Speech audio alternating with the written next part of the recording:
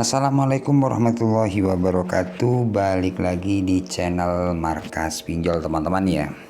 Oke teman-teman, buat teman-teman dimanapun kalian berada yang mungkin saat ini sudah terjerat di aplikasi kredit pintar ya. Jadi banyak sekali teman-teman di luar sana yang saat ini terjerat di aplikasi kredit pintar ya. Resikonya apa sih kalau kita gagal bayar di aplikasi kredit pintar ya?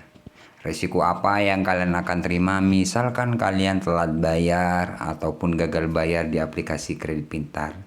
Jadi di video ini saya akan bahas tentang gagal bayar di aplikasi kredit pintar.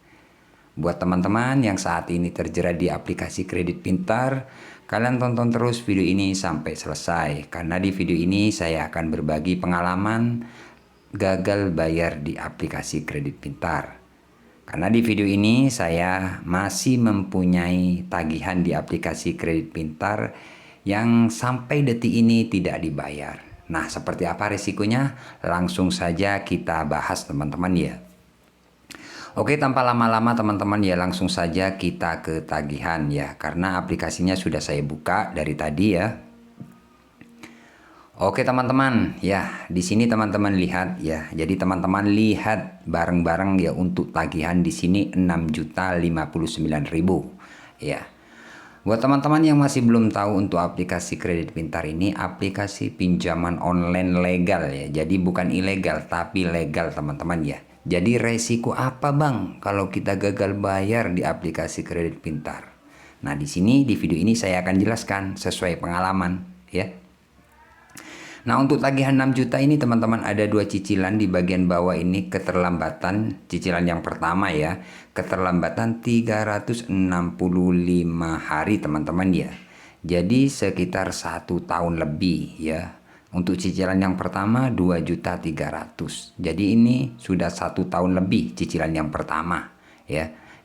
Untuk cicilan yang pertama 2.300.000, untuk cicilan yang kedua di sini keterlambatan 365 hari sama ya. Nominal cicilan yang kedua ini 3.700.000 sekian teman-teman ya. Oke, ini banyak sekali teman-teman yang bertanya, Bang resikonya seperti apa Bang kalau kita gagal di aplikasi kredit pintar? Resiko yang pertama sudah pasti kalian akan ditagih teman-teman, itu sudah pasti. Ditagih lewat apa Bang? Ditagih lewat nomor yang kalian daftarkan ke aplikasi tersebut ya. Itu yang pertama ya. Jadi akan ditagih melalui WA, melalui telepon ya. Nomor yang kalian daftarkan itu akan dihubungi terus menerus ya. Kemudian kontak darurat kalau kalian masih belum bayar selama 1 minggu, 2 minggu, bahkan sampai 3 minggu. Nah, misalkan teman-teman sudah lewat sekitar 3 minggu ke atas, bahkan sampai 1 bulan, biasanya resikonya itu kalian akan di WA ya, dikirim foto katanya DC mau datang ya. DC mau jemput dana ke rumah ya, mau datang melalui RT RW, itu resikonya ya. Kalau misalkan teman-teman sudah dapat WA seperti itu, apakah kalian wajib didatangi DC? Apakah DC itu akan datang? Misalkan kalian sudah dapat WA kayak gitu, tim kolektor mau meluncur ke rumah Anda kayak gitu, atau tim ketiga mau jemput dana, data Anda kami alihkan ke pihak ketiga. Itu misalkan kalian sudah dapat WA kayak gitu, itu nggak bakalan didatangi teman-teman ya. Itu hanya cara-cara penagihan dari pihak kredit pintar saja. Karena semua subscriber saya ataupun penonton di channel saya yang sudah sharing sama saya, yang sering kali konsultasi dengan saya tentang kredit pintar, itu kebanyakan gak ada yang didatangi. Bahkan 100% gak didatangi kalau kalian dapat WA kayak gitu.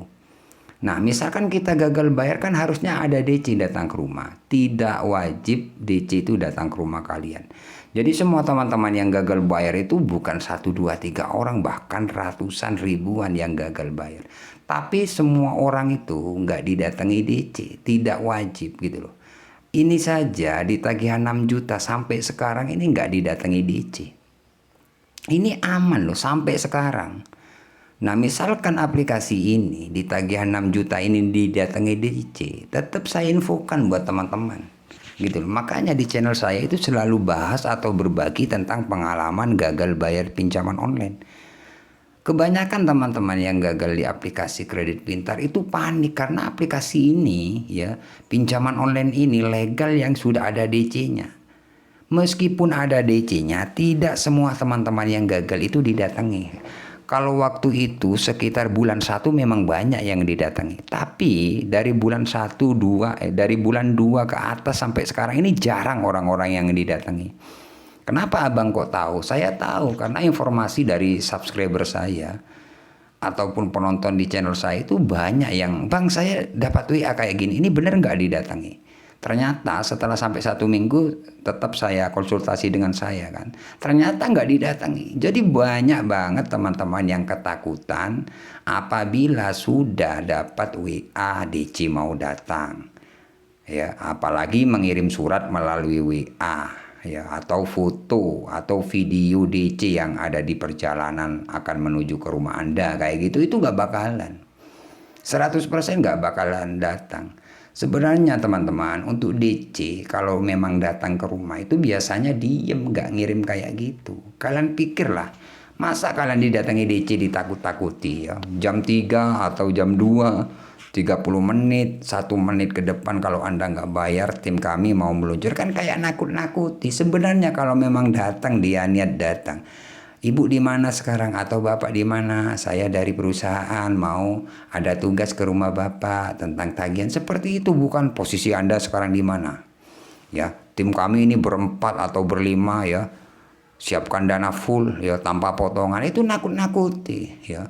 Tim kami mau datang, mau jemput melalui RT RW, itu nakut-nakuti kalian, nggak bakalan datang. Ini saja waktu telat 3 minggu ke atas itu pernah dapat WA kayak gitu. Tapi nyatanya kalau saya pribadi nggak pernah panik sih, karena saya tahu kalau itu hanya teror, nakut-nakuti agar kita mencari dana talangan. Kebanyakan teman-teman yang sampai stres kemudian dapat WA, foto DC, minta Sherlock, kayak gitu yang panik. Sebenarnya itu 100% gak bakalan datang. Itu hanya nakut-nakuti aja. Misalkan didatangi mungkin teman-teman salah satu subscriber ya 1, 2, 3 orang lah, kalaupun didatangi. Tapi untuk saat ini sampai bulan ini kebanyakan aman yang gagal di aplikasi kredit pintar. Meskipun daerah Jawa Barat, karena yang paling rawan itu sebenarnya kan Jawa Barat karena Jabodetabek. Tapi meskipun daerah sana masih banyak yang aman. Jadi seperti itu teman-teman ya resikonya. Misalkan teman-teman gagal ataupun telat bayar, gak usah takut. Dapat WA kayak apapun gak usah takut, itu hanya nakut-nakuti kalian. Kalau memang DC itu mau datang biasanya senyap, gak nakut-nakuti seperti yang sudah saya jelaskan dari tadi ya. Misalkan kirim foto, video ya, atau DC yang ada di nasabah yang lain ya, biasanya kayak gitu kan kirim-kirimnya. Itu hanya modus ya, nakut-nakuti kalian, seperti itu teman-teman ya. Jadi seperti itulah teman-teman risiko gagal bayar di aplikasi kredit pintar ya. Saran saya buat teman-teman yang gagal bayar, tidak usah terlalu memikirkan DC ya. Kalau kalian terlalu memikirkan DC, bisa-bisa DC-nya nanti datang beneran karena kalian sudah yakin DC mau datang ya kan. Jadi kalian pikirkan, gak usah lah ya, kalau ada dana bayar, kalau gak ada dana ya sudah. Kalau memang DC mau ke rumah saya hadapi ya. Gitu, seperti itu enak loh, tenang ya. Ini aja 6 juta sampai sekarang, sampai detik ini nggak didatangi ya. Tapi kalau nggak bayar seperti ini teman-teman di aplikasi kredit pintar, sudah pasti BI checking ya. BI checking itu aja sih resikonya teman-teman ya. Oke teman-teman, kiranya cukup sampai di sini saja. Jika teman-teman masih bingung atau kurang paham, kalian bisa komen di kolom komentar saja teman-teman ya, nanti saya balas seperti itu ya. Semoga video ini bermanfaat. Tunggu video-video selanjutnya dari channel Markas Pinjol. Saya akhiri, assalamualaikum warahmatullahi wabarakatuh.